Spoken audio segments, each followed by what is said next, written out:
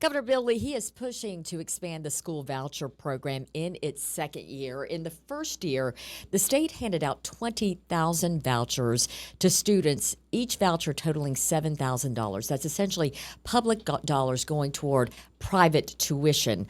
Lawmakers are now in Nashville taking up this effort. I spoke with 10 News reporter Ellis Rold earlier today, and she expounded on their efforts to expand the school voucher program in Tennessee. Take a listen. Ellis, thank you for being with us. Let's dig in further where things stand now for this possible expansion of school vouchers. Yesterday, action in the state capitol. Yes, Robin, thanks for having me. Absolutely. We have done a lot of coverage about vouchers over the last year or so, and it's been, a really hot topic on both sides of the aisle. And now the state legislature is talking about an expansion. Last year, we knew that 20,000 school vouchers were funded, so that means vouchers are going to 20,000 different students across the state. Governor Lee wanted to increase that number to 40,000 vouchers this year. Now, there's a lot of math and a lot of numbers, so just try to stay with me, but the bill last year that was passed with the 20,000 vouchers had essentially an automatic increase that this year the number would be raised to 25,000 vouchers, right? So in Governor Lee's proposal for 40,000, if you look at that 25 to 40, that's about a $15,000 or 15,000 scholarships increase. In addition. Yes, exactly. And those 15,000 additional scholarships would cost about $113 million more. In addition to what they currently fund for that program. Correct. So that was the proposal, right? A lot of Republicans who are supportive of this plan say, it gives parents access to school choice. It creates more competition between schools to be better, things like that. And then a lot of Democrats, who I've spoken with both, are critical of the cost. They don't want public dollars going to private schools where there's not as much government oversight. So those are kind of the numbers from the original proposal. But you mentioned what happened in the House yesterday. So the House passed their version, which they essentially concluded they want to have 35,000 vouchers maximum. And right? It's taking down the governor's by 5,000, essentially. Exactly. So when you put in the provision that it would have increased by 5,000 already, that's a 10,000 voucher increase. Right. Okay. So there was also some other changes, but I think the main focus is these numbers, right? Right. So today, the state Senate, is going to discuss their version of the bill, right? And so they're still looking at that original 40,000 raise. But because, and this is kind of what just happens in local government, right? Or any government that you look at, it gets complicated and everyone has to review things and it takes time.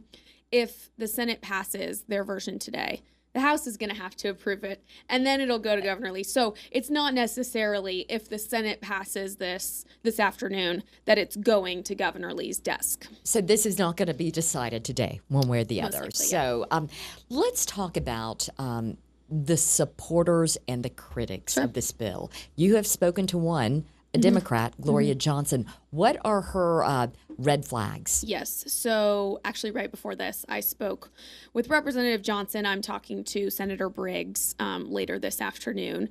Gloria Johnson says, there needs to be, when you think about tax dollars, and we think about this all of the time with our coverage, if you're a public official and you take taxpayer money, you are under more of a microscope, of course, than a private citizen.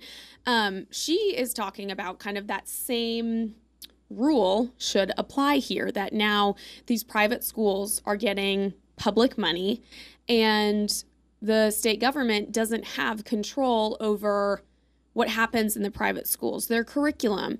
Private schools can turn away students that don't have high enough test scores, whereas public schools take in every student. So her main concern, besides the cost, of course, is that public money is now going to a curriculum. I don't know if that's the right word. It's going to a program, I guess, that the state does not have control over. And we were talking about this before you came on. The testing of these students who are within this voucher program, it could possibly change depending upon what lawmakers land on, which would not make it apples to apples for kids in public school Right. and kids in private school under the voucher program. Yes. So during my interview with Gloria, she mentioned last year when the voucher program was first introduced, public school kids and private school kids both took TCAP tests, and that's how you could kind of